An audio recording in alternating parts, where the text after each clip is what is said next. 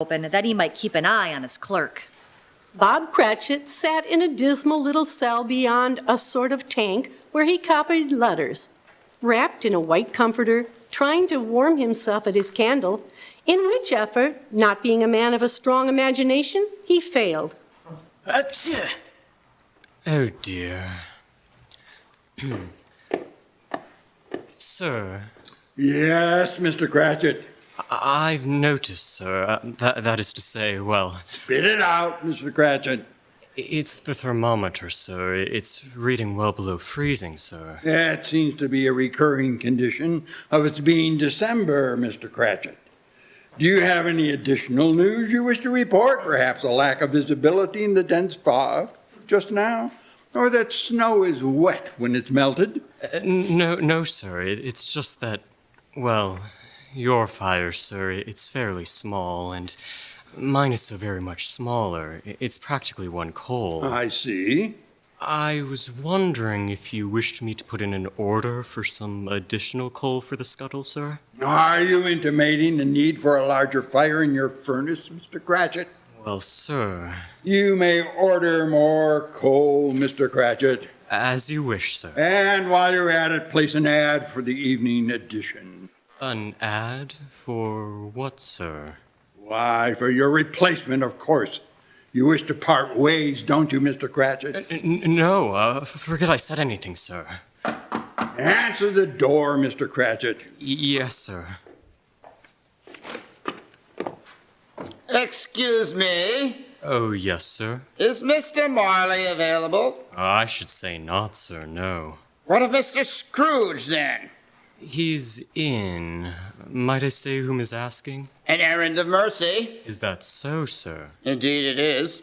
It is my hope that your Mr. Scrooge might make a gracious donation on this most sacred of occasions. Oh, I don't think that's wise, sir. Why is that? Mr. Cratchit, close the door. Complains about the temperature, then stands there with the door open. Mr. Scrooge? No, sir, please, he doesn't... Mr. Scrooge, I presume. My name is Julian Howe. I come on behalf of St. Michael's Church. We're seeking contributions to a fund so that those in need might have some food or drink or a bit of warmth this time of year. We choose this time because it is a time of all others when want is keenly felt and abundance rejoices.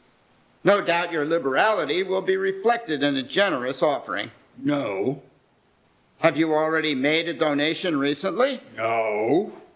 I don't understand. Do you wish to remain anonymous? If you must know what I wish to be left alone.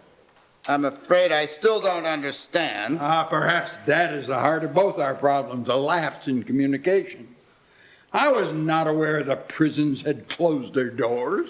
They have not. Then the Union Workhouse has been foreclosed upon? Oh, sir, they haven't. Though I wish I could say that they were. And you must mean the treadmill and the poor law have been repealed. Oh, sir. I spend enough money supporting those things you say are still in full vigor. They cost enough so that those that are badly enough off should go there. Many can't go there, while others would rather die. Good, then they'd better do it and decrease the surplus population. I do not make myself merry at Christmas, sir, nor am I inclined to make idle people happy. Perhaps I'd be better received by Mr. Marley. You might, he's dead. Oh, dear, I am sorry. When did he go? 7 years ago. 7 years? 7 years ago this very night, as a matter of fact. I see. And in all that time you've never painted out his name? Why should I? The sign still serves its purpose. There's no sense throwing money away when what I have is perfectly serviceable. Good day. Sir. Yes? It's not much, but... Well, thank you kindly, sir. Excuse me, I don't mean to intrude. No, not at all. I was just leaving. Mr. Howe here is collecting Christmas donations for those less fortunate. Ah, well, let's see what we can do then. Here you are. Well, thank you, sir. Thank you both. Bless you and Merry Christmas.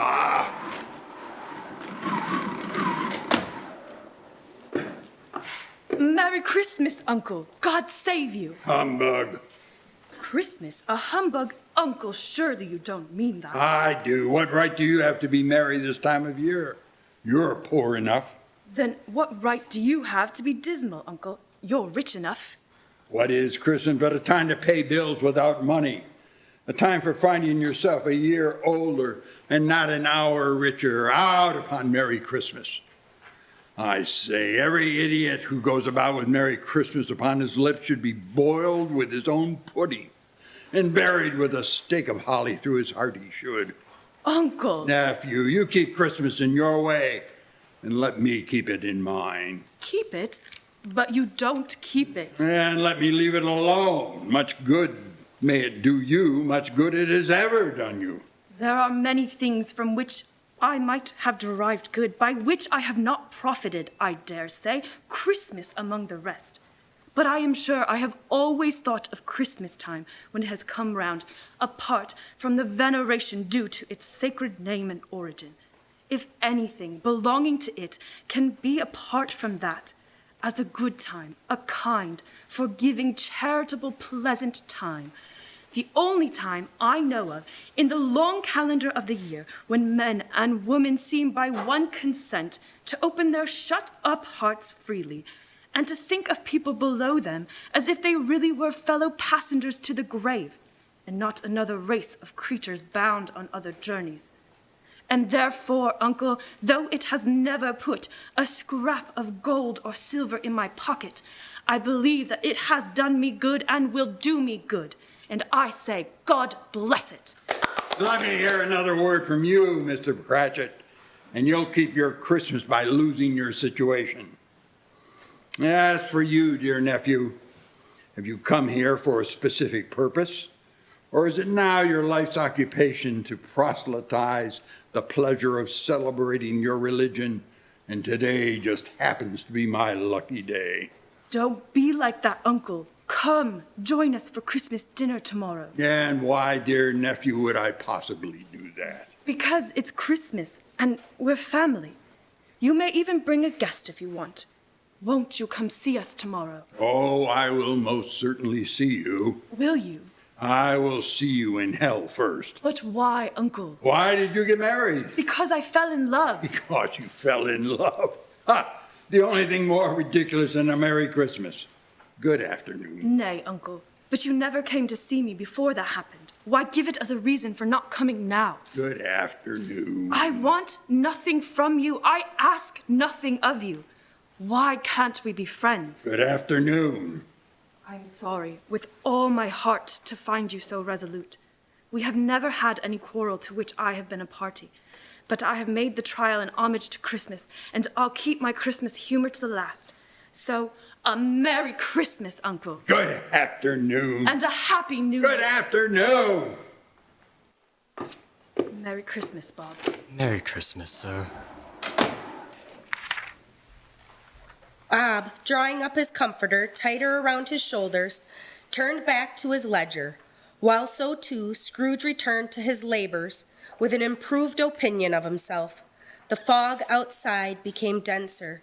The ancient tower of a church, whose gruff old bell was always peeping slyly down at Scrooge out of a Gothic window in the wall, became invisible.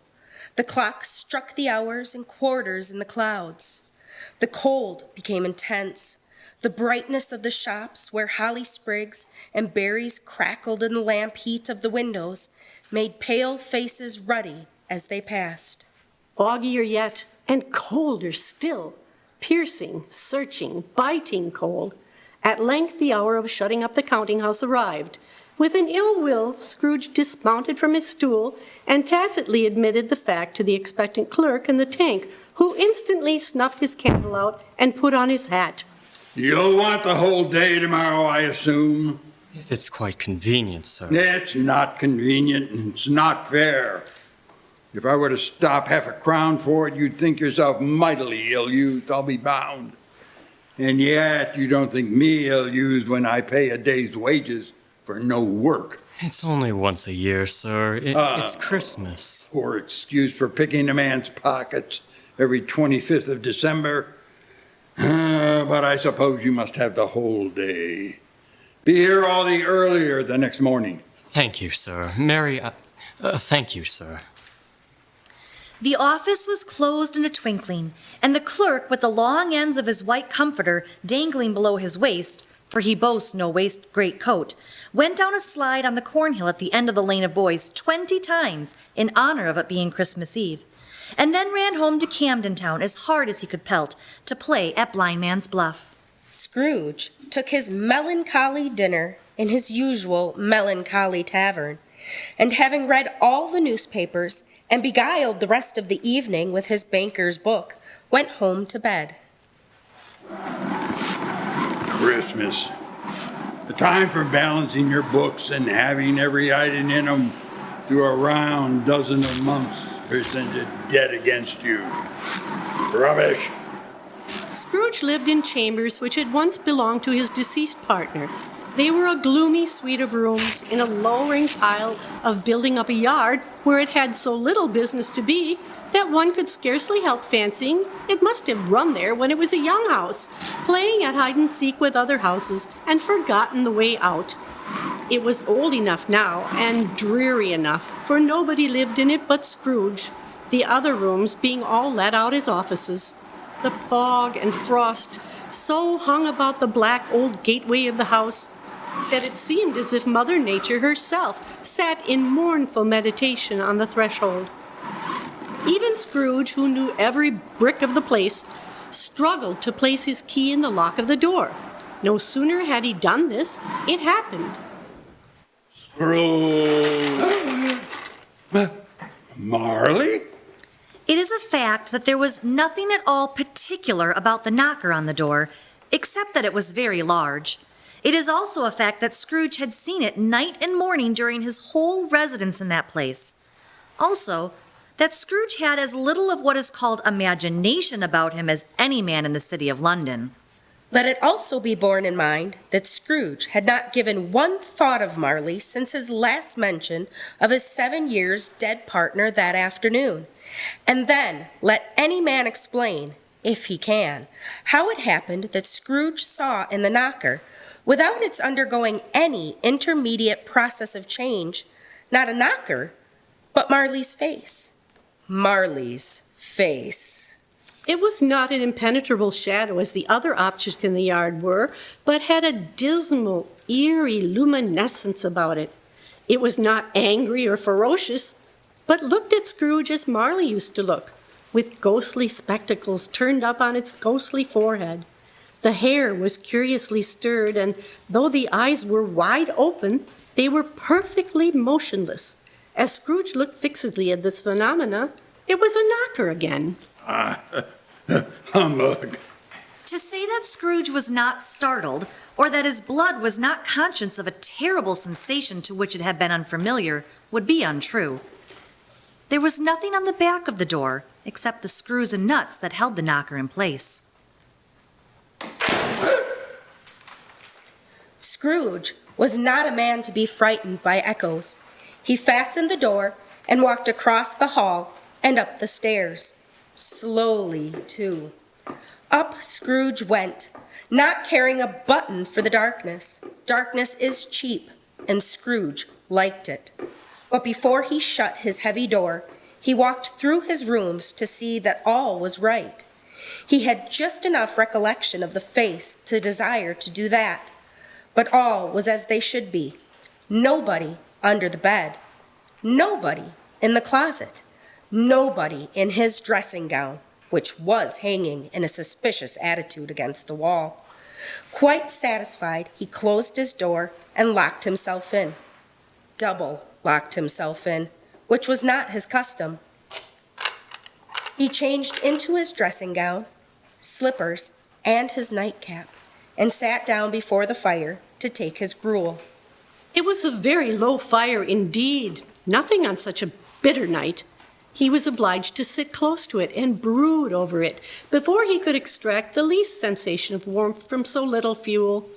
Upon the wall hung a disused bell and communicated, for some purpose now forgotten, with a chamber in the highest story of the building. It is a fact that in all the many years Scrooge had occupied this dwelling, the bell had never uttered a single tone.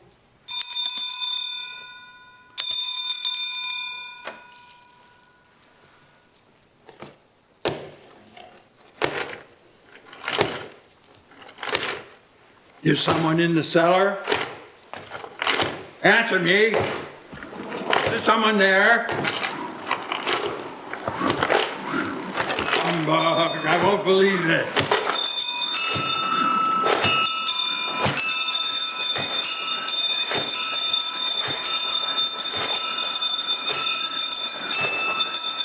Stop it, please, stop it. Who's there? Is anybody there?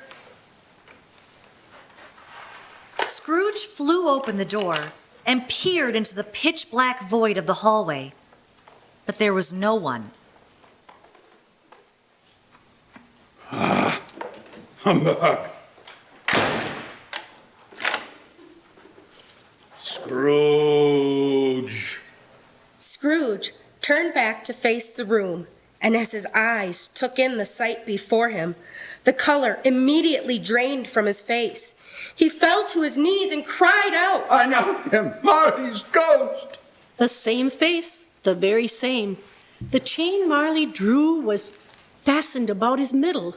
His body was transparent, so that Scrooge, observing him and looking through his waistcoat, could see the 2 buttons on his coat behind. Who are you? You know who I am. In life, I was your partner, Jacob Marley. Do spirits sit? They can. Do it then. You don't believe in me. No, I don't. Why do you doubt your senses? Oh, because little things make them cheats. You may be an undigested bit of beef, a blot of mustard, a crumb of cheese, a fragment of an undone potato. Yes, there's more gravy than of grave about you, whatever you are. I never knew you to be particularly waggish, Ebenezer. Nor am I now. Then perhaps it is your terror which you are vainly trying to conceal. Oh, why should I be frightened of a figment? A figment? Seek thee yonder window. The air was filled with phantoms, wandering in restless haste and moaning as they went.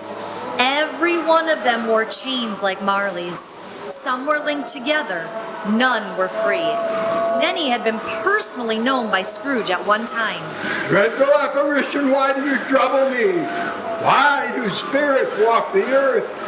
Why do they come to me? It is required of every man that the spirit within him should walk abroad among his fellow men and travel far and wide.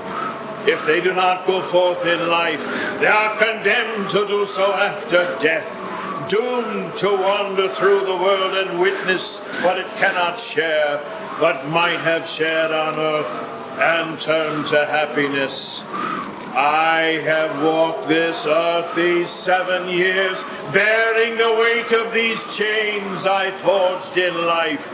You are wearing such bindings yourself, Ebenezer. I see none. They are there. Their weight rivaled mine 7 years ago, and you have labored on them since. How are these irons forged? Through iniquity, through selfishness, every failure to do right by your fellow man. You see others as obstacles to avoid or resources to exploit. You place yourself above them, and that is why they will rise above you. But you were always a good man of business, Jacob. Business? Mankind was my business. The common welfare was my business. Charity, mercy, benevolence were all my business. My trade was but a drop in the comprehensive ocean of my business. Very little more is permitted to me. I cannot rest. I cannot stay. I cannot linger anywhere. My spirit never walked beyond our counting house. Mark me, in life, my spirit never roved beyond the narrow limits of our money-changing hole. And weary journeys lie before me. Oh, don't be flowery, Jacob. Tell me what must be done. I am here tonight to warn you that you have yet chance and hope of escaping my fate. One of my procuring, Ebenezer. Oh, you were always a good friend to me, Jacob. Thank you. You shall be visited by 3 spirits. Or spirits? That's your idea of hope. I think I'd rather not. It is your only hope to escape the path laying before you and free yourself of the bonds wrapped around you. Expect the first spirit tomorrow when the bell tolls 1. The second will come the following night at the same hour, and the third the next night when the final stroke of 12 has ceased to vibrate. Please, I've had my fill of spirits. Can't I have them all at once? Can't you fulfill the purpose these others will serve? I must go. Expect to see me no more, Ebenezer. The apparition walked backwards from Scrooge, passing through the window and joining the other spirits. Whether these creatures faded into mist or mist enshrouded them, Scrooge could not tell. But they and their spirit voices faded together, and the night became as it had been when he walked home. Whether due to the lateness of the hour or his glimpse of the invisible world, Scrooge was left speechless and quite exhausted, and went straight to bed without undressing, and fell asleep upon the instant. We will return to the Ripon Area Community Theatre radio drama performance of A Christmas Carol after a brief word from our sponsors. Kids need a mentor. Kids need support. Kids need a helping hand. Since 1924, the Ripon Noon Kiwanis has been serving the youth of our community and has been a proud sponsor of the Ripon Area Community Theatre for over 25 years.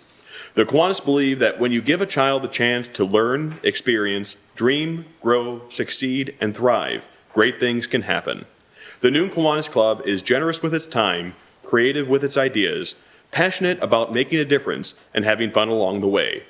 The Noon Kiwanis meets Tuesdays at noon in the PDR of the Ripon College Commons.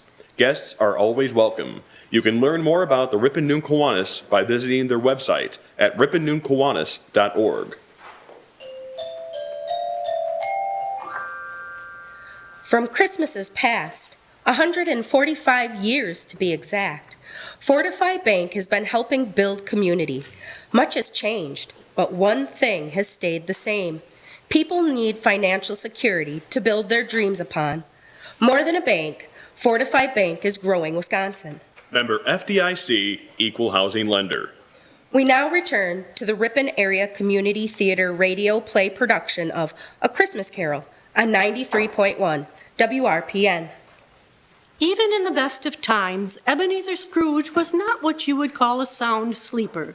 He was never restless nor prone to troubling images during his sleep, and no one, at least in recent memory, invited Scrooge to dream pleasantly, and Scrooge did not oblige. When Scrooge slept, he simply lay unconscious until it was time again not to sleep. And so it had always been. But when Scrooge awoke, it was so dark that looking out of bed, he could scarcely distinguish the transparent window from the opaque walls of his chamber. He was endeavoring to pierce the darkness when the chimes of a neighboring church struck the 4 quarters. Quarter past the hour. Bah!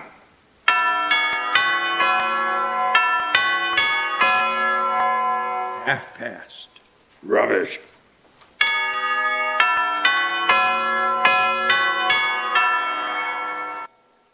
Quarter to it.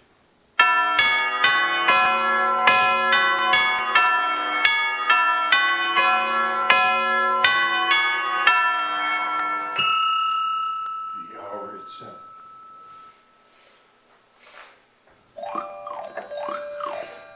Lights flashed up in the room, and the curtains of his bed were drawn.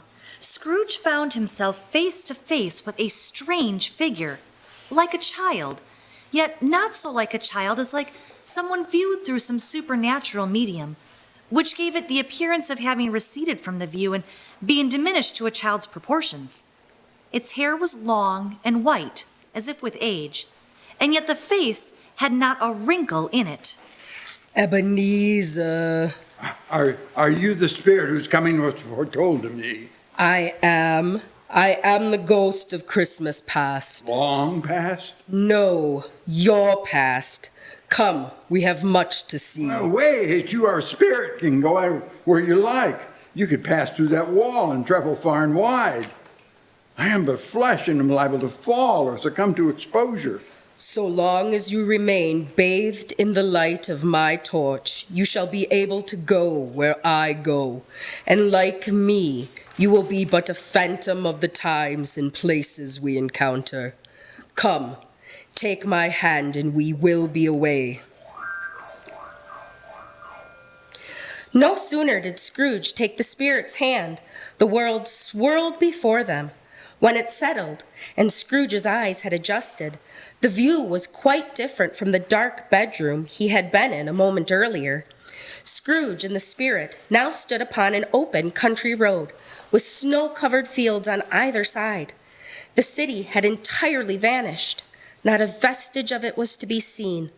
The darkness and the mist had vanished along with it, for it was a clear, cold winter day with snow upon the ground. Good heaven, it's like we're really there. All these trees, I can smell the sap from the pines all around us. The air is crisp and cool, yet I am not chilled by it. I feel the snow beneath my feet, yet I leave no imprint where I walk. Such is the existence of a spirit, a constant observer, present yet intangible, and incapable of having any effect on the world around you. Do you know where we are? Oh, yes. I was a boy here. I spent many days of my youth in that very forest. There's a town right over there. No, this way, just over the hill. Travelers. Yes, but something more. I know them. There's William Thatch and Gerald Wills. Alan Moore, there's Trevor Stevens and his father. They must be heading home for the holidays. Hello, boys. Merry Christmas. They cannot see you, Ebenezer. These are but a memory of things that once were. You cannot change what you see here. So you said, Spirit. Let us move on. Do you recall the way? Oh, I could walk this place blindfolded. Strange to have forgotten it for so long. Let us carry on to the school then. And on they traveled into the city, Scrooge leading the way. They left the high road by a well-remembered lane and soon approached a mansion of dull red brick with a bell hanging in a cupola on the roof. It was a large house, but one of broken fortunes, for the spacious offices were little used, their walls were damp and mossy, their windows broken, and their gates decayed. The ghost and Scrooge proceeded inside into a long, bare, melancholy room, made barer still by lines of plain deal forms and desks. Spirit, why bring me here? At this particular time, there are no students here. They've all gone home for Christmas. You brought us here, Ebenezer, and the school is not completely empty. There sits a young boy, a solitary child, neglected by friends and forgotten here by his family. The spirit touched him on the arm and pointed to one of the desks, the only one in the entire room not unoccupied, where sat a lonely boy, intent upon reading near a feeble fire. Scrooge sat down upon a form and wept to see his poor, forgotten self as he used to be. Remembering the words the captain of the robbers used to cause the door to open and shut, he had the curiosity to try if his pronouncing them would have the same effect.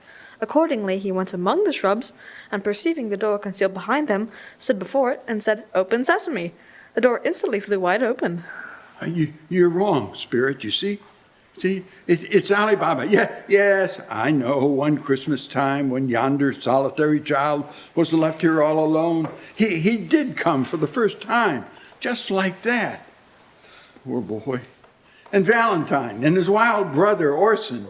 There they go. And what's his name, who had put down in his drawers asleep at the gate of Damascus. Don't you see him? And the Sultan's groom turned upside down by the genie. There he is upon his head. Serve him right, I'm glad of it. What business had he to be married to the princess? The man thought he was dreaming, but he wasn't. It was the parrot, you know. There goes Friday, running for his life to the little creek. Hello! Hello! He was never alone here, Spirit. Let us see another Christmas. The room rippled around them. It was the same space, but in an instant it had grown older and further into disrepair. The plaster had fallen away from the ceiling in some places, and the windows were dirtier now. Some of them had cracked. It was all just as Scrooge remembered it being. So too did he recognize the solemn child, himself, now older, still sitting alone. Another Christmas, some years later, and still the only child left behind at the school. So it would seem, Spirit. Only now you are not alone, are you? Oh, Spirit, I am not. Scrooge looked at the ghost and with a mournful turn of his head glanced anxiously toward the door. It opened, and a little girl, much younger than the boy, came darting in, putting her arms about his neck. I have come to bring you home, dear brother. To bring you home. Home with a friend. Yes, home for good and all. Home forever and ever. Father is so much kinder than he used to be. That home's like heaven. He sent me in a coach to bring you home, so we can be together all Christmas long and have the merriest time in all the world. And you are to be a man and to never to come back here. My dear Fran. Always a delicate creature, whom a breath might have withered, but she had a large heart. Indeed she did. Spirit, I wish to leave. She died a woman. Please, Spirit, take me away from here. And had, as I think, children. One child, Spirit. Your nephew. Yes. Come, there is still more to see. Although they had but that moment left the school behind them, they were now in the busy thoroughfares of a city. It was made plain enough by the decoration of the shop windows that here too it was Christmas time again, but it was evening, and the streets were well lit. The ghost stopped at a certain warehouse door. Do you know this place? I do know it, Spirit. I know it, yes. I apprenticed here. This is Fezziwig's counting house. Shall we enter? Oh, it's just as I remember. Yo-ho, Ebenezer! It's old Fezziwig, bless his heart. It's Fezziwig, alive again. Here I am, sir. Yo-ho there! Ebenezer! Dick! Dick Wilkins, my fellow apprentice, to be sure, bless me. Yes, there he is. Sir, Ebenezer and I were just finishing up the day's work before the guests arrived. No more work tonight. Christmas Eve, Dick. Christmas, Ebenezer. Let's have the shutters up. Hilly-ho, clear away, my lads, and let's have lots of room here. Hilly-ho, Dick. Cheery up, Ebenezer. There was nothing they wouldn't have cleared away or couldn't have cleared away with old Fezziwig looking on. It was done in a minute. Every movable was packed off as if it were dismissed from public life forevermore. In came a fiddler with a music book and went up to the lofty desk and made an orchestra of it. Look sharp, lads. The guests are arriving. Ah, here's Miss Fezziwig, one vast substantial smile. And there the three Miss Fezziwigs, beaming and lovable. Do you have a fancy turn with one of them, Ebenezer? I think I might ask the eldest to dance. Judging by the 6 or so gentlemen arriving behind them, whose hearts they've already broken, I think not, old chap, but best of luck to you. I say, I do believe the fiddler has struck up. Sir Roger Dick Coverley. And there goes Fezziwig and Mrs. Fezziwig. Old Fezziwig always stood out to dance with Mrs. Fezziwig. Top couple, too, with a good stiff piece of work cut out for them. 3 or 4 and 20 pair of partners. People who were not to be trifled with. People who would dance and had no notion of walking. But if they had been twice as many, or 4 times, old Fezziwig would have been a match for them. Old Fezziwig and Mrs. Fezziwig had gone all through the dance. Advance and retire, both hands to your partner, bow and curtsy, corkscrew, thread the needle, and back again to your place. Fezziwig cut so deftly that he appeared to wink with his legs, and came up upon his feet without a stagger. Do you recall this evening well? Oh, yes, Spirit. But not just this evening. There were many like it, and each of them a delight. The dances, then forfeits, and more dances, and the great piece of cold roast, and oh, the cold boiled too.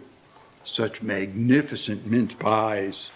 Sir Roger de Coverley, and always plenty of beer.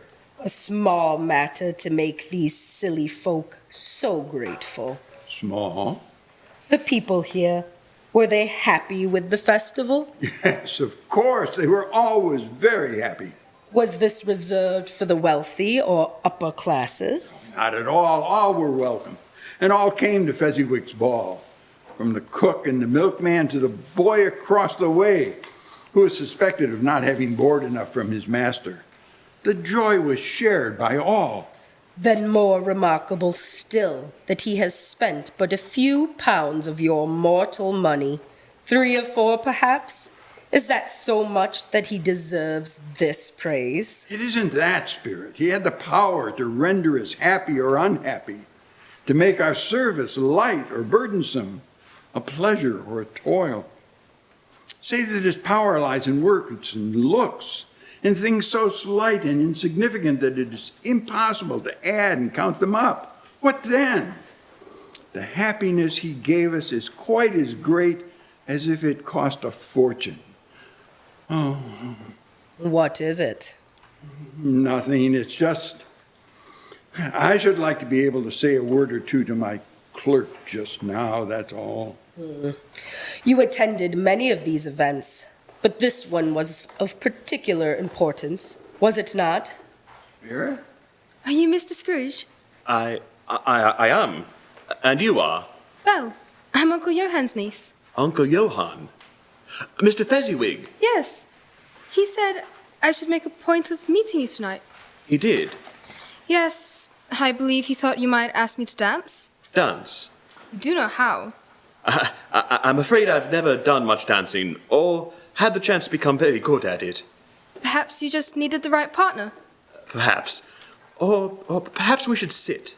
Sit? Yes, it's awfully warm in here for dancing, don't you think? Do you not want to dance with me? I would love to dance with you. Come, Scrooge. It is time for us to leave here. Spirit, must we go already? There is another Christmas we must visit before returning to your time. An important encounter some 3 years hence. 3 years? Oh, no, Spirit. No, please, Spirit. Take me home, I beg of you. My time grows short. Quick.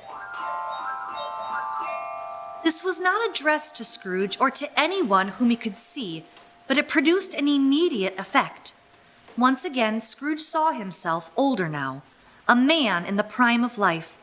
His face did not yet have the harsh and rigid lines of later years, but it had begun to wear and show the signs of age and avarice.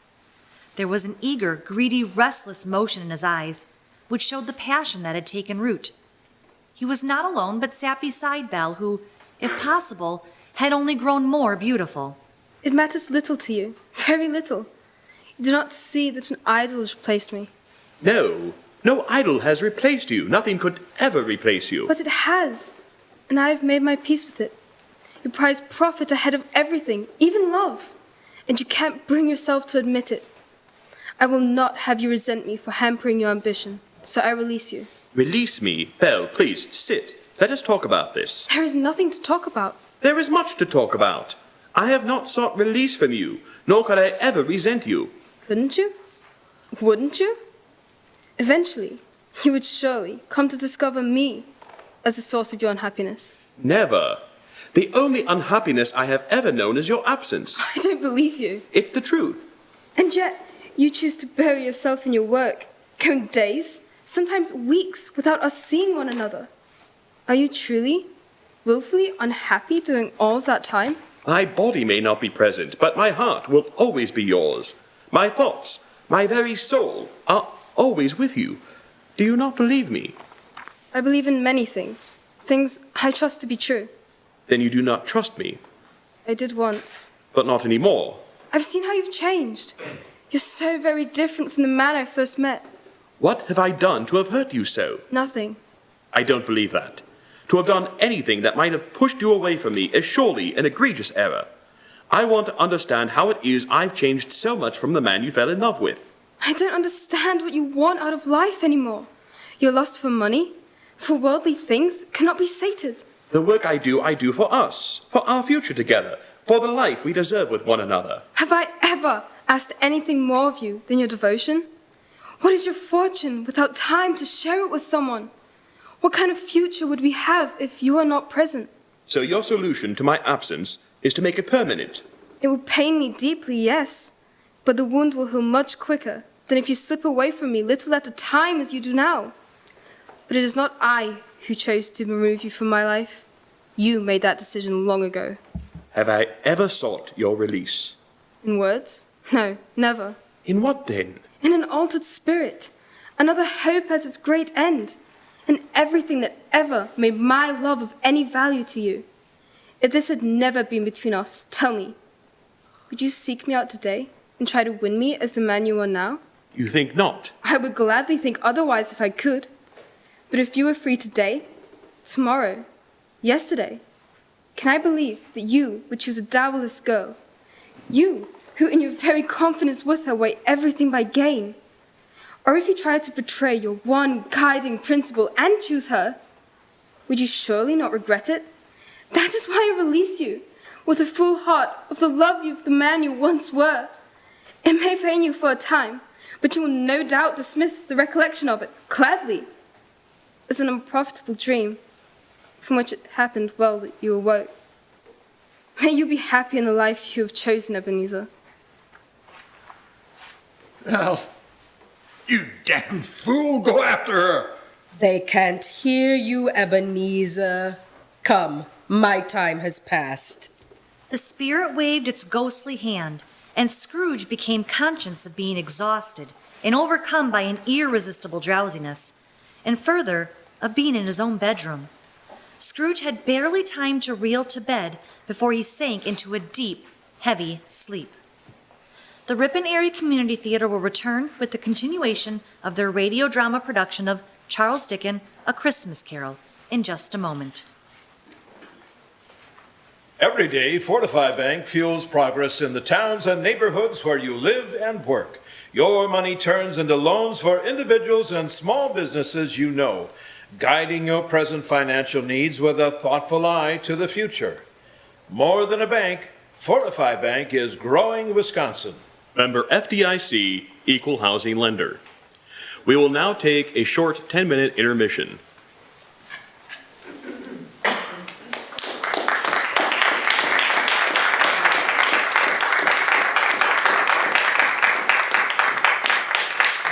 At this time, if anyone is interested in buying tickets for the 50/50 raffle, you may do so at this time. You can see our ushers to buy those tickets, and we will draw those tickets at the end of our intermission. Thank you.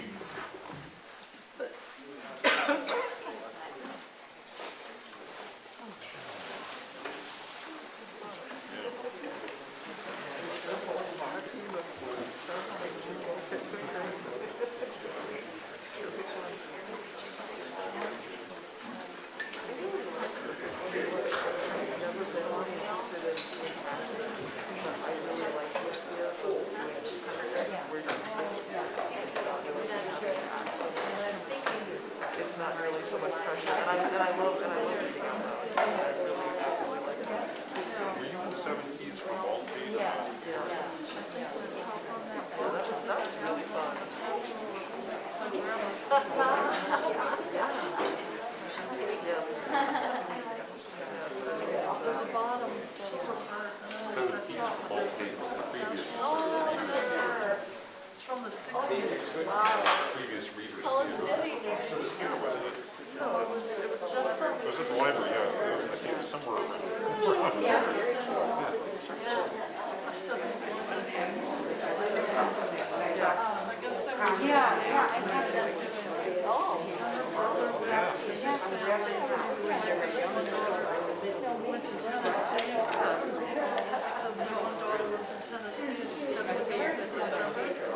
don't know how long they're staying, but wow, they might stay till the baby's born. I don't know. They might. Cindy and Jeff went to get their booster shot today at Dr. Okay. So I wonder how the baby, because she's reacted the last 2 times. It's 3 or 4 times. My cousin Cindy, they had the Moderna. I had the Moderna in the first 2, and then I had the Pfizer. I remember I had no house at all. Yeah, I just thought, my uncle will remember somebody. There was that's what they said. The Pfizer. I had a Pfizer all 3 times. I had no. There's a bunch of shorts. Oh, and I had the only one that I remember. They were just little short things by Thurber. So I did with the second one. And I remember there was one that was conversation between her where one of them was describing flying into a window, but she described it as. And then they gave me some suddenly address to be in a crystallized. Like, first of all, it started out with the day that the 12 or something, and then it was every at the month, and then every 3 months or something. And then they never contacted me again about the 3rd shot. But it's funny, I don't remember the mammogram appointment, and she said, well, have you had your 3rd booster shot? You know, yeah. But I thought, how do you know I had the first 2? I'm thinking to myself, this is a different network. You know, before I go to the doctor, I got the shot. And then she came out and she was about to tell me if I didn't have my 3rd shot, the procedure I'd have to have was with a shot on my arm. Like something that a lot of people do. I've always been sure. Yeah, so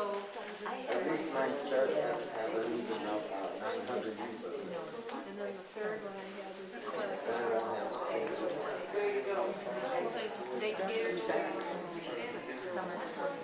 oh, I love going there. Well, they had a bunch of people come in, like, I don't know, 8 people at a time to the doctor's office.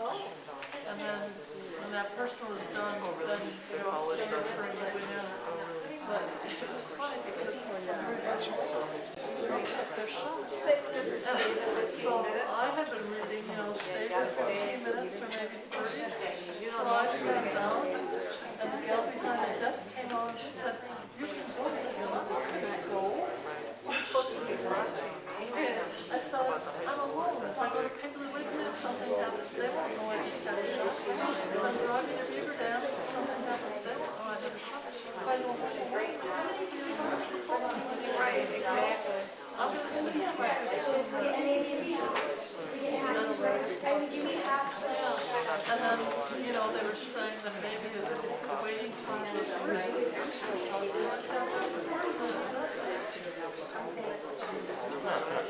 I was surprised. Somebody must have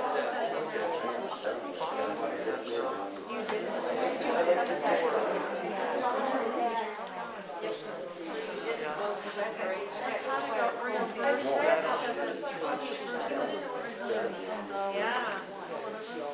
But I know I called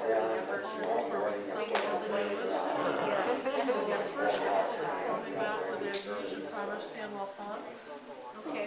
And then she was very nice and she said immediately started moving her arms like the chickens. Given the charge for my left arm, I can go like this. We're trying to figure out what that rolling thing is. You got a whole arm there? Oh, is it your arm? I think it sounded like spirits, probably. Right?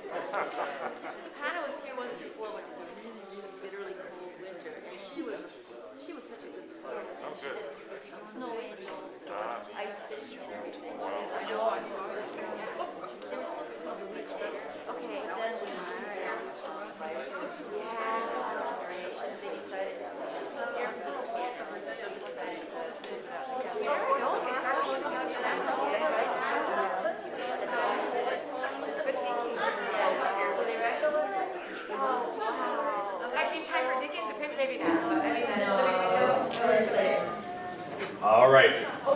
So I want to thank everyone again for your coming and for your support of our raffle, which will support the community theater. We had $80 in sales, so the pot is $40 to the winning ticket. So we have one of our Foley artists here to draw your ticket.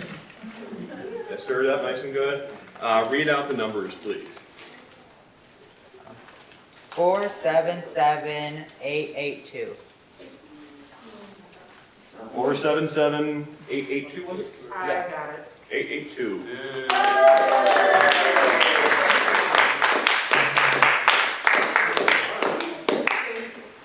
Thank you.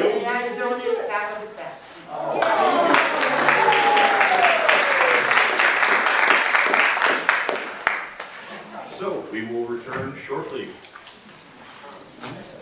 Get you.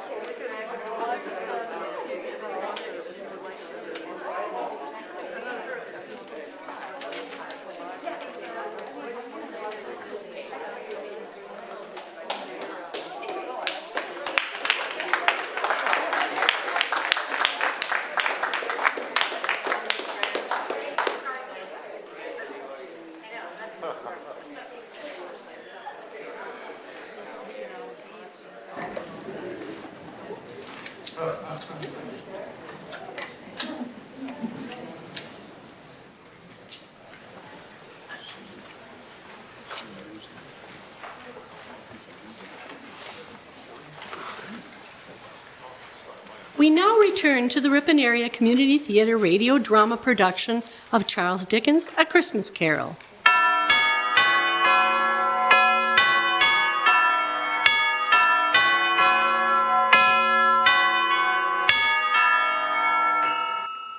Scrooge awoke suddenly to the toll of the bell and sat up in bed. He tried to prepare himself for almost anything, parting all the curtains surrounding his bed, that he might face the next spirit at the moment of its arrival. What he was not, however, prepared for was nothing. When the bell struck one and no shape appeared, he began to tremble. 5 minutes, 10 minutes, a quarter of an hour went by, yet nothing came. Then, all at once, where Scrooge lay upon his bed became the very center of a blaze of light, which streamed upon it when the clock proclaimed the hour, and which, being only light, was more alarming than a dozen ghosts, as he was powerless to make out what it meant. Scrooge's curiosity overwhelmed his fear, and he traced the source of the light to the adjoining room from whence it emanated. The moment Scrooge's hand was on the lock, a strange voice beckoned from the adjacent room. Come in, Ebenezer! Come in! It was his own room. There was no doubt about it, but it had undergone a surprising transformation. The walls and ceiling were so hung with living green that it looked a perfect grove, from every part of which bright, gleaming berries glistened. The crisp leaves of holly, mistletoe, and ivy reflected back the light, and such a mighty blaze went roaring up the chimney than the hearth had ever known in Scrooge's time, or Marley's, or for many and many a winter season gone, heaped up on the floor to form a kind of throne where turkeys, geese, game, poultry, brawn, great joints of meat, suckling pigs, long wreaths of sausages, mince pies, plum puddings, barrels of oysters, red-hot chestnuts, cherry-cheeked apples, juicy oranges, luscious pears, immense 12 cakes, and seething bowls of punch that made the chamber dim with their delicious steam. In an easy state upon this couch, there sat a jolly giant, glorious to see, who bore a glowing torch, which he held up high to shed its light on Scrooge as he came peeping round the door. Come in, come close and know me better, man. I am the ghost of Christmas Present. Scrooge entered timidly and hung his head before the spirit. He was not the dogged Scrooge he had been, and though the spirit's eyes were clear and kind, he did not like to meet them. You have never seen the likes of me before. Never. Have you never walked forth with the younger members of my family, meaning, for I am very young, my elder brothers born in these latter years? I don't think I have. I am afraid I have not. Have you had many brothers, Spirit? More than 1,800. A tremendous family to provide for. Spirit, conduct me where you will. I went forth last night on compulsion, and I learned a lesson which is working now. Tonight, if you have aught to teach me, let me profit from it. Touch my robe. Scrooge did as he was told and held the robe fast. Holly, mistletoe, red berries, ivy, turkeys, game, poultry, sausages, oysters, pies, and punch all vanished instantly. So did the room, the fire, the ruddy glow, the hour of night, and they stood in the city streets on Christmas morning where the people made a brisk music of a living city. Spirit, you and your kind travel most expeditiously. Mine is but a short existence. I cannot dally. Scrooge and the spirit strolled through the streets of London. Shoppers hurried eagerly to the hopeful promise of the day, tumbling up against each other in the doorways and on the streets.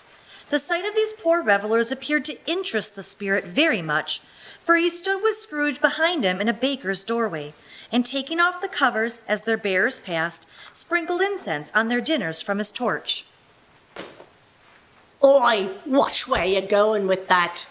You watch where you're going, coming out of nowhere, nearly making me lose my basket. The ghost of Christmas Present held out his torch and shed a few drops of water from it on the quarreling pair, and in an instant the mood changed. I am sorry, truly. Just trying to hurry home is all. Well, I understand that, and no harm done. Again, I'm very sorry, miss. Of course. Merry Christmas. Merry Christmas. Spirit, I wonder you, of all the beings in the many worlds about us, should desire to cramp these people's opportunities of innocent enjoyment. I? You would deprive them of their means of dining every seventh day. Often the only day on which they can be said to dine at all, wouldn't you? You seek to close those places on the seventh day. And it comes to the same thing. I seek. Forgive me if I'm wrong, but it has been done in your name, or at least in that of your family. There are some upon this earth of yours who lay claim to know us, and who do the deeds of passion, pride, ill will, hatred, envy, bigotry, and selfishness in our name. But they are as strange to us and all of our kith and kin as if they had never lived. Remember that, and charge their doings on themselves, not us. The ghost of Christmas Present in Ebenezer continued on throughout the city. The spirit imparted his torch, sprinkling its incense on the doorways and the passerby, until they came to one particularly handsome but unassuming home in a modest part of the city. Here it appeared to be the spirit's intended destination. Where have you brought me, Spirit? Do you not recognize it? I cannot say I have ever been here. Is this place important? I am unaware of any person, place, or thing in all creation that is unimportant. But to you, this is a place of great importance. Please, Spirit, I do not know it.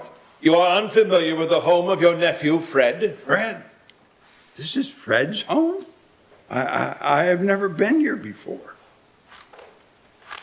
Spirit, wait, where are you going? Inside, of course. There's a gathering anon. Come, Scrooge, we shall be guests of your nephew. I think I'd rather not, Spirit. Why? You said you wanted to continue benefiting from these lessons. I don't belong in this house. Your nephew invited you to Christmas dinner, did he not? A platitude, that's all. He doesn't truly want me here. How can you be certain of that? Because he only asked because of Fran, out of obligation toward his mother.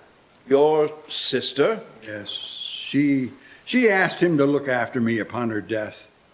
I was older than her by near 10 years, and she still mothered me for as long as I remember. Even on her deathbed, her thoughts were not of her own well-being, but of mine. He doesn't actually want me here. He just respects her memory. If you are to benefit from my visit, you must come inside. We are but shadows. They will not be aware of our presence. Very well, Spirit. This doesn't appear to be much of a gathering. Sarah's two sisters and Fred's friend Topper shall arrive presently. A short guest list. Topper, happy Christmas. Happy Christmas, old chap. I'm not late, am I? Not at all. You're actually the first to arrive. And that will be our other guests. Abigail, Joanna, how pleasant it is to see you. Merry Christmas, Fred. Merry Christmas. Merry Christmas. Abigail, Joanna, this is my friend Topper. Topper, these are my sisters. A pleasure. Merry Christmas. Merry Christmas. I believe we met before at Fred and Sarah's wedding. Ah, of course. How could I forgotten meeting such lovely ladies? Where is Sarah? She's in the dining room with George. Little George, I can't wait to see this. George? Is this the lot of us for this evening? Who's George? Sarah and I have been feeling a bit exhausted lately, so we thought we'd keep it a fairly intimate gathering. That's understandable. Spirit, I don't understand. It'll just be you, Sarah's sisters. You said there were only going to be 3 guests. Me, Sarah, and of course, George. Who is George? The door opened to the dining room, where a small feast awaited them. There were oysters and ham, potatoes, cranberries, pudding, minced pies, rum punch, and a goose that had been cooked to golden perfection. As they entered and took in the delightful aromas, the 2 sisters squealed with delight, unable to contain themselves as they set eyes upon their sister Sarah and her companion, whom she was rocking gently in her arms, the infant, George. Shh! He's just stopped fussing. George? Fred? I had also invited my uncle to join us as well. The miser? Yes. His response was to say the whole thing was a humbug. Did he really? Please sit. The food is ready and all are here. Topper, will you say grace? How old is he? 1 month, 9 days, 3 hours, and 27 minutes. This looks wonderful, Fred. I had no idea Fred had become a father. So, your uncle actually called Christmas a humbug? As I live. And he meant it too. Why do you think he wanted you to join him and his family this evening? He never said. I believe he sent letters. Is this your Uncle Scrooge you're always talking about? I never opened them. You talk about him awful lot, but I've never really set eyes on the man. Is he real or just some kind of character they just made up? Was he at your wedding? Oh, he's very real. And no, he was not at our wedding. He wants nothing to do with us, and that's fine by me. Ah, Sarah. He's a comical old fellow, and that's the truth. Not so pleasant as he might be. However, his offenses carried their own punishment, and I have nothing to say against him. I'm sure he was very rich. At least always say so. What of it? His wealth is of no use to him. He doesn't do any good with it. He doesn't make himself comfortable with it. He hasn't the satisfaction of thinking that he is ever going to benefit us with it. I have no patience for him. Nor I. Nor I. But I do. I am sorry for him. I couldn't be angry with him if I tried. Who suffers by his ill whims? himself, always. Here, he takes it into his head to dislike us, and he won't come and dine with us. What's the consequence? He don't lose much of a supper. Indeed, I think he loses a very good dinner. You worked very hard in preparing all of this for us. My word, Fred made all of this? And he's yet to even meet his nephew. I'm sure he hasn't forgotten that I'm a chef at Alex Xavier's. I had Alex Xavier's. Why, that's not far from my office. I stopped eating there for some reason, but I don't recall why.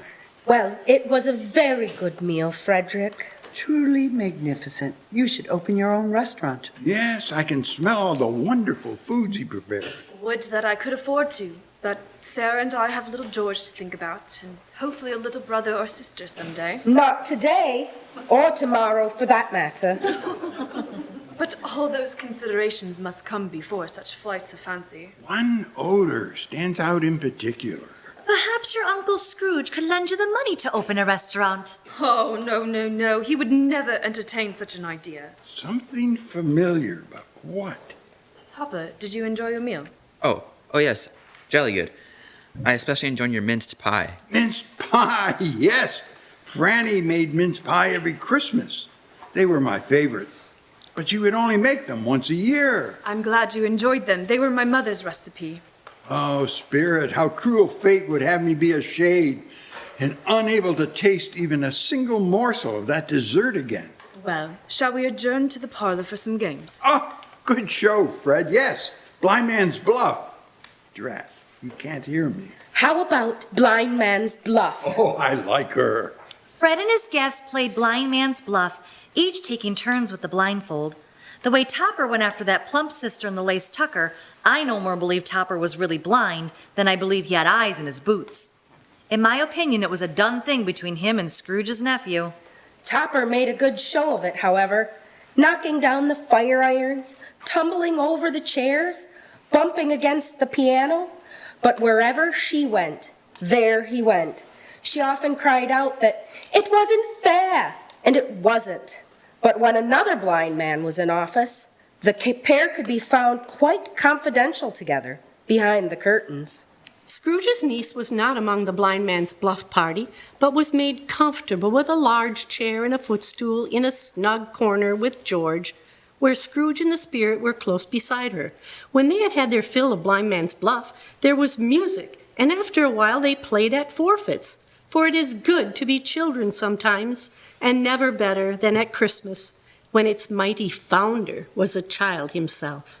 Once young George was asleep in his bassinet, Sarah joined in a game of how, when, and where, at which she was an excellent player, and to the secret joy of Scrooge's nephew, beat her sister soundly. They all played, even Scrooge, for wholly forgetting himself, that his voice made no sound in their ears. He sometimes came out with his guesses quite loudly, and very often guessed quite right, too. Alas, the spirit turned to him to beckon him onward. My time is short, and we have other places to visit still. Without a word of warning from the ghost, they stood upon a bleak, foreboding street before a small, neglected home. My word, Spirit. What poor soul dwells in this place? Your clerk. Bob Cratchit lives here? Certainly not. He has a family, children, I think. 6 children. 6? I had no idea. Their oldest is Martha, who works for the milliners in Brighton. Her mother expects her presently. Then there's Belinda and Peter, Mary and Paul, and the youngest, Timothy. Bob is on his way home from church with Tim, while Mrs. Cratchit prepares her Christmas dinner with help of her other children. Come, Ebenezer. What has ever got your precious father, then? Your brother, Tiny Tim, and Martha weren't as late last Christmas Day by half an hour. I had soon found I had, but a little passed by, the place where I had been before, when I traveled on foot to that shore. So taking nothing out of my boat but my gun and umbrella, for it was exceedingly hot, I began my march. The way was comfortable enough after such a voyage as I had been upon, and I reached my old boiler in the evening, where I found everything standing as I left it, for I always kept it in good order, being, as I said before, my country house. I want to read the next part. No, I'm still reading it. You've read for 6 pages. It's my turn now. Mother! Honestly, you two behave, or you won't get any supper. You could be helping, you know. Mother said we could read one more chapter. Scrooge was transfixed by the children reading by the light of the fire and readily recognized the story. I got over the fence and laid me down in the shade to rest my limbs, for I was very weary, and fell asleep.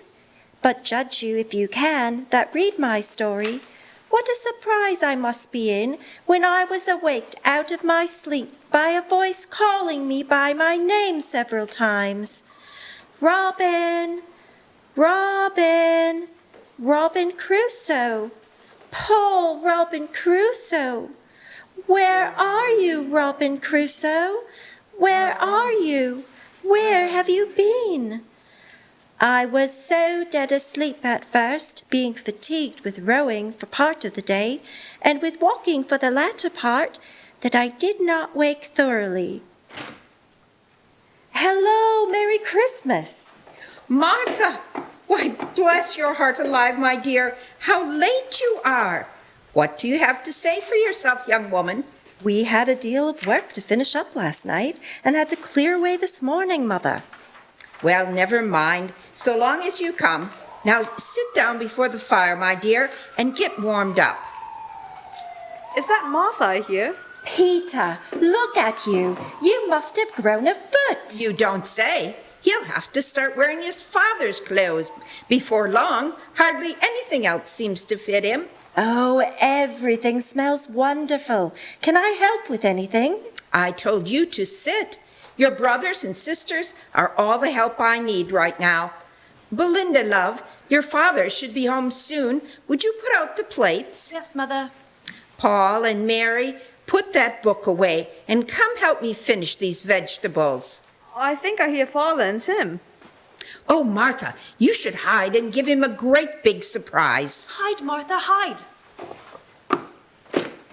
Hello, my darlings. In came little Bob, with at least 3 feet of comforter, exclusive of the fringe, hanging down before him, and his threadbare clothes darned up and brushed, to look seasonable, and Tiny Tim upon his shoulder. Alas for Tiny Tim, he bore a little crutch, and had his limbs supported by an iron frame. Children, aren't you going to welcome your father home? Hello, Father. Hello, Father. Hi. Hello, Father. Where's Martha? Not coming. Not coming. But it's Christmas. I don't know what to tell you. She sent word she couldn't make it. Why are you all staring at me like that? I think they're hiding something, Papa. Hiding something? That's a very interesting idea, Tim. What could they be hiding? Let's see, is there something under this table? No. How about in this pot? Oh my dear, that smells wonderful. My mouth waters in anticipation. There never was such a goose. Let's see. From behind a small cupboard door, for there were few places in the small Cratchit home for a grown woman to hide, and Martha was not particularly hidden well, the eldest Cratchit emerged from her hiding place, giving her father a turn. Oh, Martha, you're here. Hello, Father. Happy Christmas. It is wonderful to see you. You gave me a surprise. A wonderful Christmas surprise. How are things in Brighton? Are you enjoying your work there? It's work. How was church? A wonderful service, dear. I hope the people saw me there in church, And why's that, Tim, my sweet?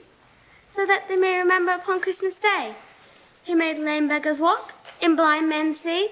Oh, Tim. All right, children. Go take your brother Tim here and wash up for supper. Come on, Tim. Mary, did you read another chapter? You promised to wait until I could be here. We'll read it again after supper, Tim. Oh, my love. How was he today, really? As good as gold and better. You heard him. Somehow he gets thoughtful, sitting by himself so much, and he thinks the strangest things. My love, you can't fool me. I can hear the tremor in your voice. The boy is not well. He is here now, and that is all that matters, my dear. The family is here, all together, right now.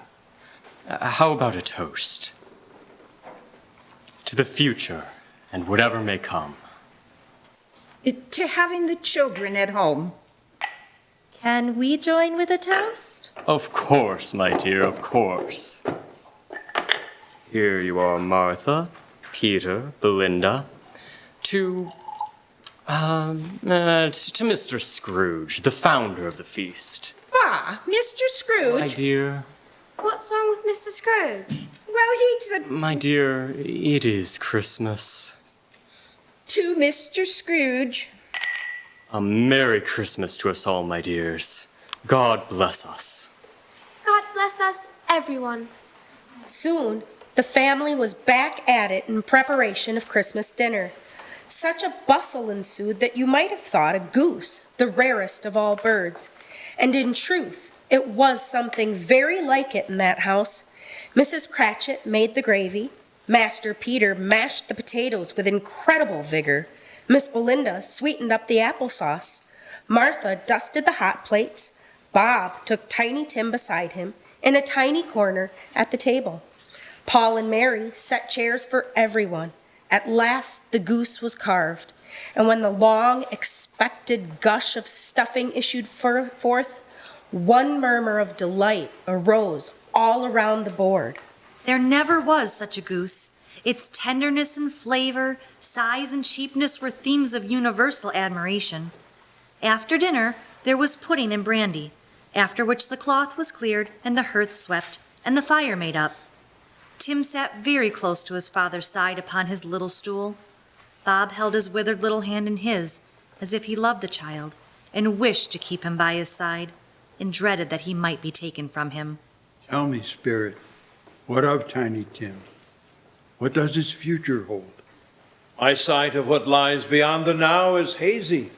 I see shadows of what might be, if today's course remains unaltered. And what do you see in that event? I see a crutch without an owner, carefully preserved. We must continue on. In the blink of an eye, Scrooge and the Spirit stood on a street that was well lit and carefully maintained. A kindly-looking man of some advanced years approached the threshold of a modest but well-kept home and placed his key in the lock and stepped inside. Spirit, that man looks familiar, but I can't place where I know him. The man was Mr. Julian Howe, who had visited Scrooge earlier, asking for a donation to benefit those in need. Are you so quick to forget? Of course I do know him, the man from St. Michael's, who inquired about the charity. Why are we here, Spirit? This was the first inquiry from Scrooge that the Spirit failed to answer. Instead, the ghost of Christmas Present smiled and walked forward, passing through the door as if it were air. Scrooge held back for a moment, then followed with deep hesitation. He had done many impossible things during his involvement with spirits, but moving through solid objects was still something he was unaccustomed to. His fear of colliding with the door proved to be unwarranted. As it bid him passage, as though it were not there, Mr. Howe appeared to live a humble existence. There was no indication that he neither possessed great wealth, nor was his house a squalid living. There did not appear to be anyone else about the house apart from Mr. Howe, the Spirit, and Scrooge. Scrooge and the Spirit watched Mr. Howe prepare his evening repast. There was no great goose, no ham, no turkey, no mashed potatoes, and no minced pies. Mr. Howe appeared to live quite alone, and expected no guest with whom to celebrate the holiday. His meal consisted solely of some bread and a bowl of soup he had warmed upon the hob, and consumed quietly and solitarily at his dinner table. Spirit, I confess I pity the sight of this man alone, without friend or family at Christmas. But I'm not sure I understand the necessity of why we're here. He does not appear to want for more than company. There is that, but much more. Tell me, has he no family? He has children, but they have married and have children of their own, and no longer live in the city. He hears from them often and is happy for them, but he misses them. And his wife? Deceased more than 3 years now. She was a beautiful woman, his Isabel, and he loved her a great deal. Isabel? Spirit, do you mean to tell me? Yes. Scrooge observed the man intently for a moment, as if he hoped to divine from the careworn lines of his face or some other feature about him, or of the house, the tale of the life that had been lived there, the life that, under some other circumstance, might have been his. But Scrooge's time was not his own, and the spirit beckoned Scrooge to depart. Come, we have far yet to travel. And on they traveled. Much they saw, and far they went, and many homes they visited. Many were brightened by the presence of the Spirit. He stood beside sick beds, and they were cheerful. On foreign lands, and they were close at home. By struggling men, and they were patient in their greater hope. By poverty, and they were rich. In almshouse, hospital, and jail. In misery's every refuge, where vain man in his little brief authority had not made fast the door and barred the Spirit out, he left his blessing and taught Scrooge his precepts. They visited the workhouse, where a group of young boys polished off their bowl of gruel, each with the smallest piece of bread they had been given on account of the holiday. Oi, is this all we get? What do you expect, workers? More than this. Your pa kept a cook shop, eh? Well, we don't eat like that around here. Well, if we don't get another basin of gruel, I might just have to eat one of these other brats. It's Christmas. Surely they'll give us more if we asked. Who are you fooling? They're just as liable to lock us up or throw us into the street. It wouldn't hurt to ask, would it? But who would ask? We draw lots. The smallest of the boys, Richard, as a cruel fate would have it, drew the smallest lot. Before most of the other boys could see what he'd drawn, his friend and confidant, Oliver, who saw how Richard's luck had turned, surreptitiously switched Richard's with his, hiding their hands under the table. Before Richard could say a word, Oliver had shown his lot and had already gotten up from the table. Oliver, don't! Advancing on the master, basin and spoon in hand, Oliver, somewhat alarmed at his own temerity, said, Please, sir, may I have some more? More? An animated discussion took place among the workhouse masters and governors. Oliver was ordered into instant confinement. Spirit, what will happen to that boy? A bill will be posted next morning on the outside of the gate, offering a reward of £5 to anyone who would take Oliver Twist off the hands of the parish. And then? The further removed we are from now, the harder it is for me to see. And the other boy, the one young Oliver wished to protect. I see an empty seat, mournfully abandoned but not long vacant. Have they no refuge or recourse? Are there no prisons? Are there no workhouses? My time grows short. We must be on our way. And on they traveled, visiting miners upon the moor and sailors upon the sea. The night grew long, and as it did, Scrooge observed the spirit growing older, but never spoke of it until they left a children's 12th night party, when, looking at the spirit as they stood together in an open place, he noticed that its hair was gray. Are all spirits' lives so short? My life upon this globe is very brief. It ends tonight. Tonight? Tonight at midnight. Hark! The time is drawing near.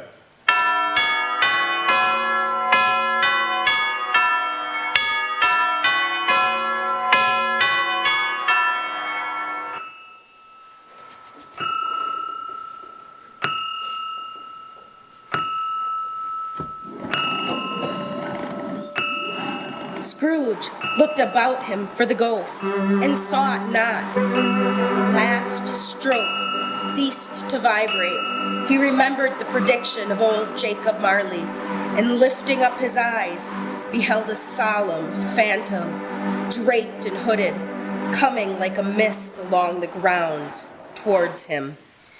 The Ripon Area Community Theatre radio production of A Christmas Carol will return after these messages. Do you see a bright future ahead? Financial planning from Fortify Bank can give you the confidence and clarity to pursue your dreams, to buy a home, to grow a business, to leave a legacy, as generous as the holiday spirit. More than a bank, Fortify Bank is growing Wisconsin. Member FDIC, Equal Housing Lender. Founded in 1996 as Ripon Summer Players under the dedicated direction of Ken Hill, our community theater began as a collaboration between the Ripon Noon Kiwanis Club and the Ripon College Theater Department, and has grown into much more. Over the last 25 years, we have entertained thousands of audience members, featuring performers as old as 7 and as young as 90. Our productions have been a place for friends and family in and around our community to share our art on and off the stage. As we move forward as the Ripon Area Community Theatre, we invite all of you to be a part of our community, whether as an audience member, a sponsor, a performer, or in one of the many vital roles behind the scenes. If you would like to find out more about how you can be involved, email us at riponareacommunitytheater@gmail.com. We now return to the final act of the RACT radio production of A Christmas Carol on 93.1 WRPN.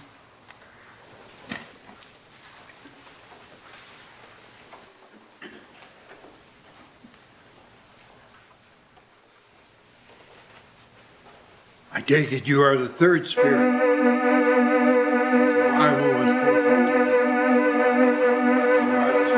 Christmas future. Yet to come. The other spirit spoke to me. Are you to say nothing? Show me where you will, that I might learn from it. In an instant, Scrooge found himself and the ominous spirit transported to another place and another time.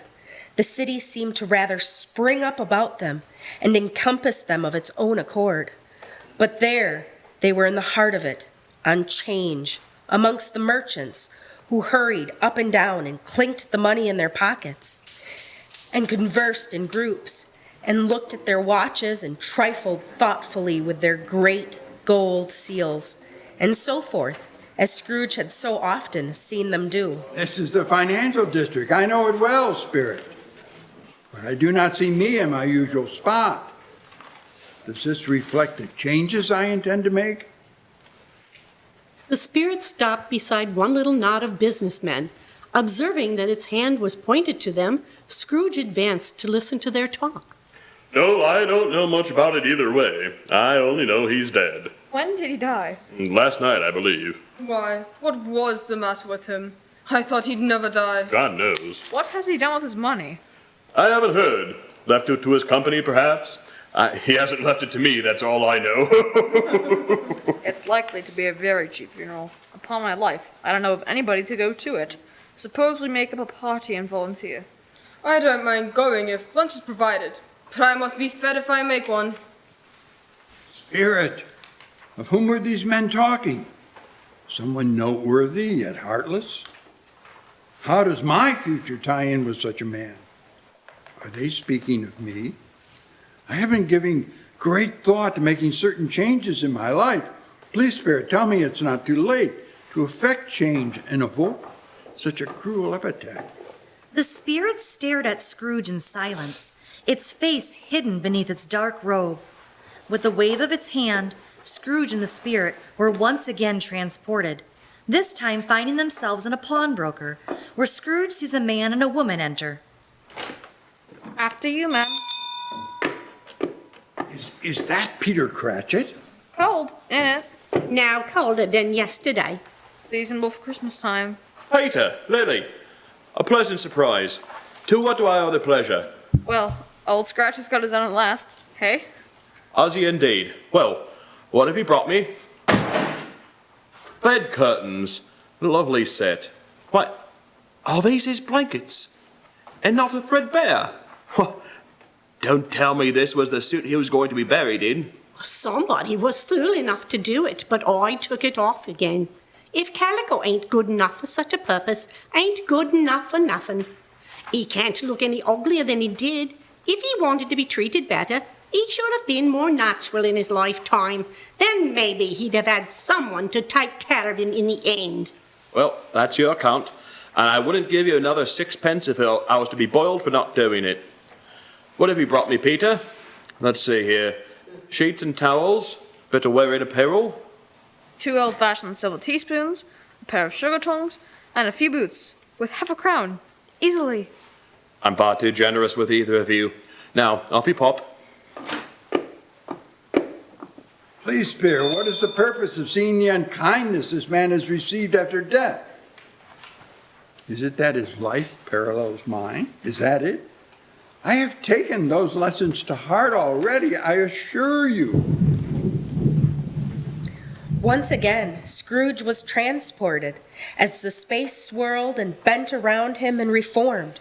The ghost conducted him through several streets familiar to his feet, and as they went along, Scrooge looked here and there to find himself, but nowhere was he to be seen. They entered poor Bob Cratchit's house, the dwelling he had visited before, and found the mother and the children seated round the fire. Quiet, very quiet. The noisy little Cratchits were as still as statues in one corner, and sat looking up at Martha, who had a book before her. The mother and her other daughters were engaged in sewing, but surely they were very quiet. And he took a child and set him in the midst of them. Are you all right, Mother? The candlelight makes my eyes hurt. They're better now. Where is your father? It must be near his time. It's much past, actually. I think Father has walked a little slower than he used to these last few evenings. Mrs. Cratchit and her children looked eagerly at the door, expecting their patriarch to enter, but instead found the new arrival to be Peter. Peter Cratchit, what were you doing out so late and on Christmas? Nothing, Mother. Honest, I just met friends.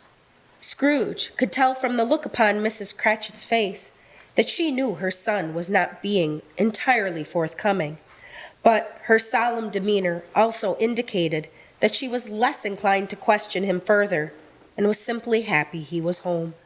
Go wash up. Your father will be home soon. Yes, Mom.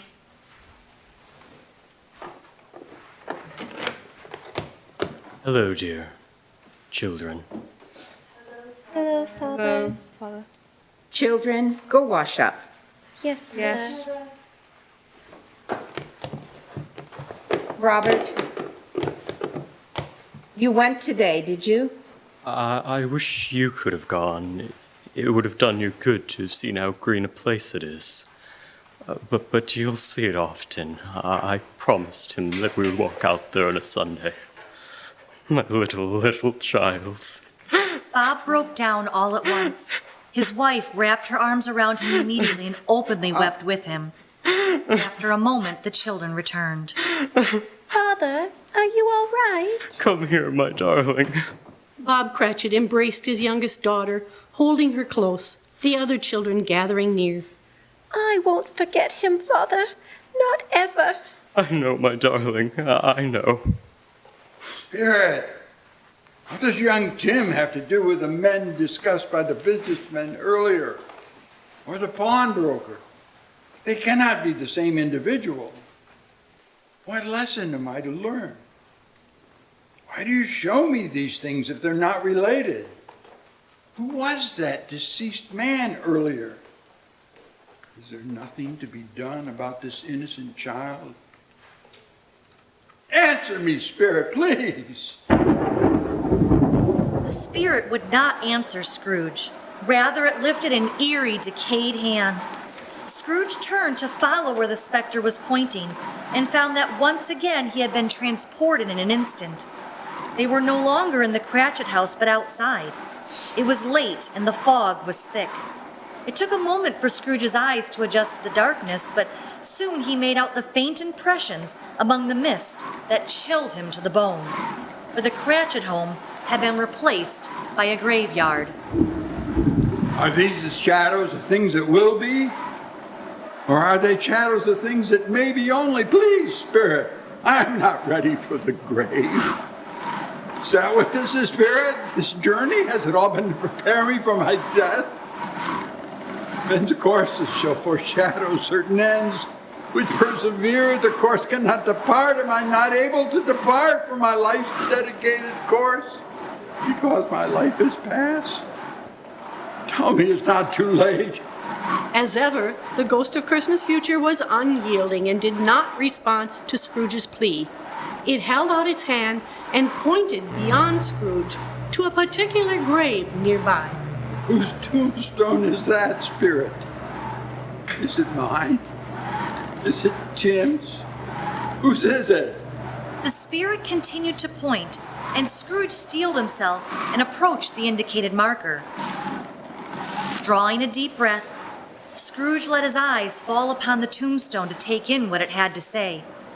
He exhaled sharply as his eyes came into focus. It was blank. There was nothing written upon the stone facade. Not a word nor character had been etched into it. I don't understand, Spirit. No name, no dates. What does it mean? Speak, damn you! Why is there a tombstone without anything inscribed on it? Is it because the future is not written? Is that it? Is that what you're trying to tell me? Then why is it here at all? Unless, of course, this grave is always here. From the moment of our birth, this will always be our future. We take for granted that we are only here for a short while, that we never know when our time will be up, that we die is certain.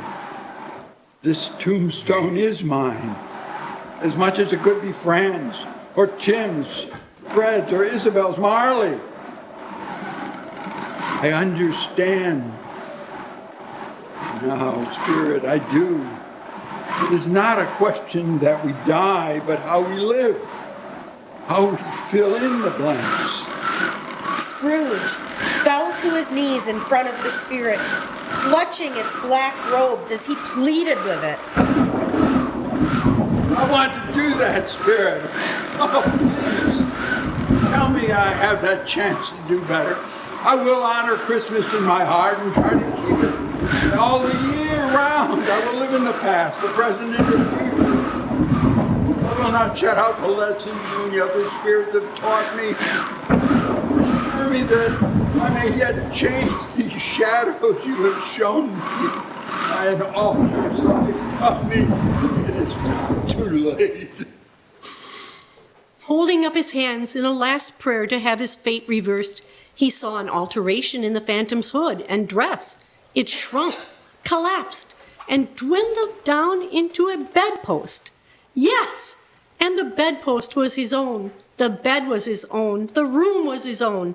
Best and happiest of all, the time before him was his own to make amends in. I'm home. I have returned, and it's morning. And I don't know what to do, but which day is it? Scrooge hurried to the window and threw it open. You there, boy! What day is today? Today?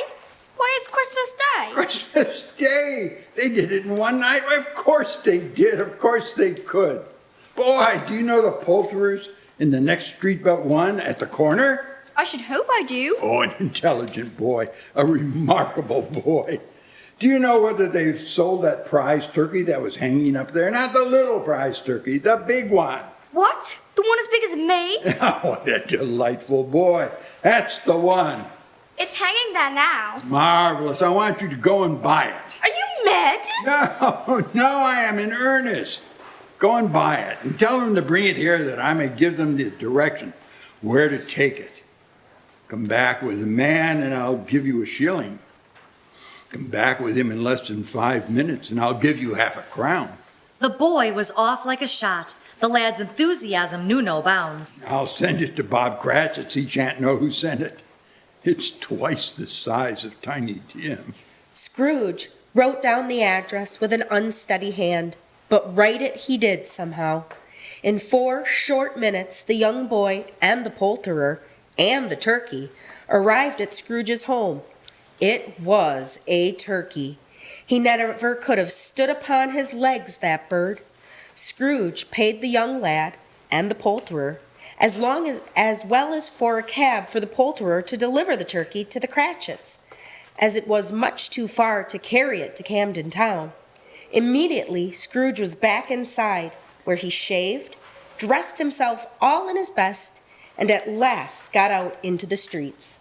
By this time, people were pouring forth as he had seen them with the ghost of Christmas present, and walking with his hands behind him, Scrooge regarded everyone with a delighted smile. As he made his way through London, his stride was dedicated to its course, but did not possess the intent of a brooding man. Instead, there was a spring to his step, a liveliness he had not known for many years, and the people he passed along the way did not step aside or shudder in his presence, but rather found a warmth about him that none could remember being associated with old Scrooge. Many would call out to him with blithe tidings of the season, and for each he would genuinely reply, Merry Christmas! God bless you. His first stop was the home of his nephew, Fred. Uncle, why, what brings you here this day? Did you not invite me to your home for Christmas dinner? Well, yes, I did, but it's not for several hours. Besides, you had said you had no intention to come. That's all I had. But if it's all right with you and with your wife, I believe I'd like to accept your invitation after all, if it's not too late. Of course. We'd be glad to have you. Oh, splendid, splendid. You had said I might invite a friend, yes? Yes, certainly. If you have someone in mind. I might. I shall return at the appointed hour. Uncle, there is... Is George asleep? I hope my knocking didn't wake him. George. No, Sarah's singing to him. I look forward to meeting my new nephew. My apologies for not saying so sooner, but congratulations to you. And give your wife my love. Thank you, Uncle. You wouldn't happen to be baking mince pies, would you? As a matter of fact, I am. They were my mother's recipe. Wonderful. We have much to discuss, Fred. Merry Christmas, nephew. Merry Christmas, Uncle.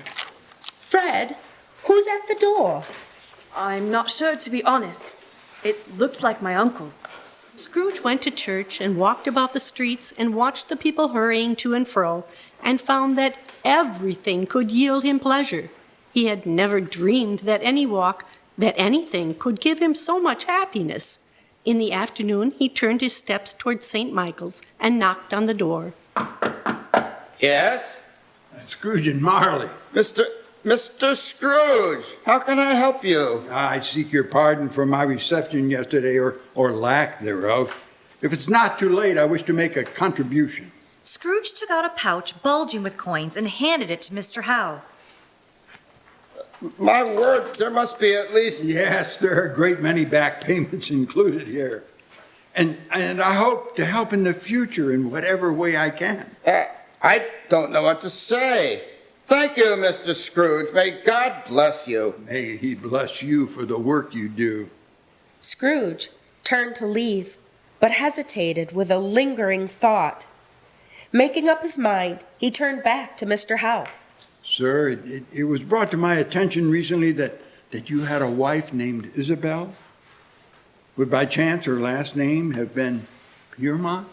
What? Yes, it was. Did she have an uncle by the name of Johann Fezziwig? Did you know my Isabel? Long ago. Are you Ebenezer? She mentioned me? Yes. I understand she passed away. 3 years ago. I am so sorry. Mr. Howe, may I ask? Was she happy? I hope to honestly say she was. I loved her immensely. We had 4 beautiful children and now nearly twice as many grandchildren. They all live quite far from here now. Will you be having Christmas dinner? I have no company to share it with. Mr. Howe, would you care to accompany me to a Christmas dinner at my nephew's this evening? I wouldn't want to impose. Not at all. My nephew said I could bring a guest, and I would be very pleased if you would do me that honor. Here is the address, if you wish to attend. And if not, I understand, but I hope you'll at least come to see me about future endeavors. Tipping his hat to Mr. Howe, Scrooge once again set out upon the city streets. He soon found himself in Camden Town, standing before the meek home of his clerk, Bob Cratchit. Scrooge composed himself near as he could feign to his accustomed demeanor before knocking on the door. Mr. Scrooge? To what do I owe the pleasure? Pleasure, Mr. Cratchit. Do you think it was a pleasure to me to enter my counting house this morning? To find you not there? But sir, it's Christmas. I'm well aware of that, Mr. Cratchit. But you said the whole day, and I can make up any work I miss tomorrow. You shan't. I beg your pardon, sir. You heard me, Mr. Cratchit. Henceforth you shall not be employed as my clerk. As of today, you shall be manager and accountant for a particular business venture I intend to invest in with my nephew. I am afraid I don't follow, sir. A restaurant, Bob, a restaurant. Did you know my nephew was a chef at Alex Xavier's? I did, actually. But I believe his talents would be better suited in an establishment of his own. And I want you there to help him manage it. Manage a business, sir? A restaurant? Me? Oh, you have the head for it. And you'll start the day after tomorrow at twice your previous salary. Twice? All right, Bob. 3 times your old salary. And not a penny less. Are we in agreement? Yes. Splendid. Come to the office tomorrow, Bob, and we'll discuss the details. But not too early. Give my love to the family, Bob. And give this to your little ones, will you? Scrooge handed Bob a book Scrooge had pulled from his collection. It was well worn and was the very same one the elder Scrooge witnessed his younger self read from by the fireside so long ago.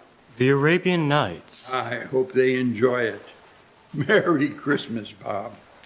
Returning once more to his nephew's flat, Scrooge was at home in 5 minutes. Nothing could be heartier. His niece looked just the same.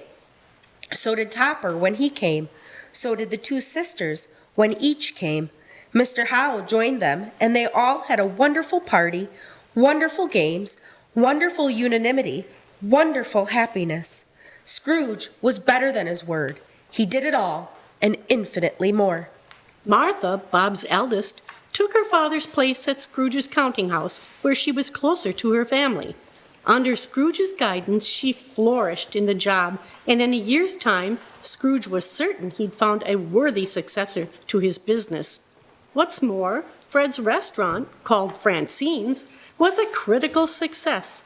Bob excelled at managing the affair, and at Scrooge's recommendation, Peter was brought on as Fred's apprentice and began learning his trade.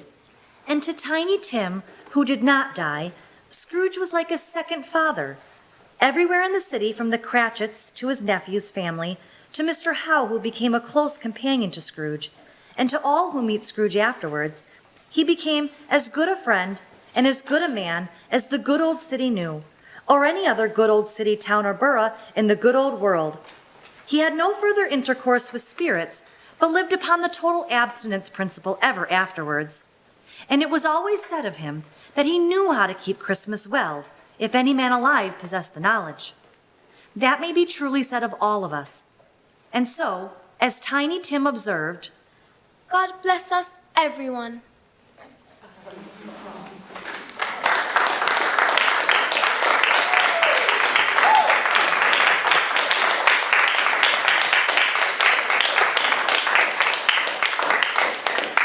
This has been the Ripon Area Community Theatre radio play production of A Christmas Carol on 93.1 FM WRPN Ripon and on the Ripon Channel. Brought to you by Fortify Bank and the Ripon Noon Kiwanis. Our ensemble voice and Foley artists tonight have been Lauren Sinclair, Chase Washkowiak, Ellie Sinclair. Roman Pulaski. Kendra Bakken. Gavin Esau. Featuring Kimberly Hanson Sinclair. Jack Christ. Linda DeJager. Kim Corbin. Joe Corbin. Alex Paulson. Dean Schaefer. Tammy Kenton. Michelle Taylor. Tanya Monet Bakken. And Doug Northrup as Ebenezer Scrooge. I'm Brian Riley. Thank you and good night.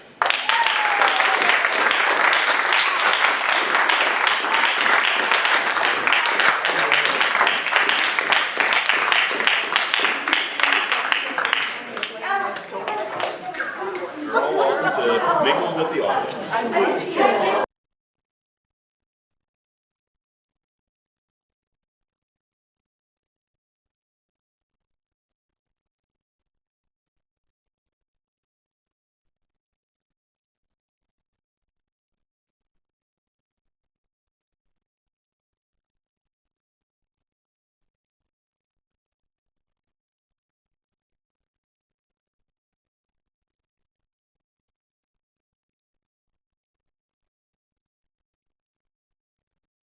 Auditing standards. In addition to our audit opinion,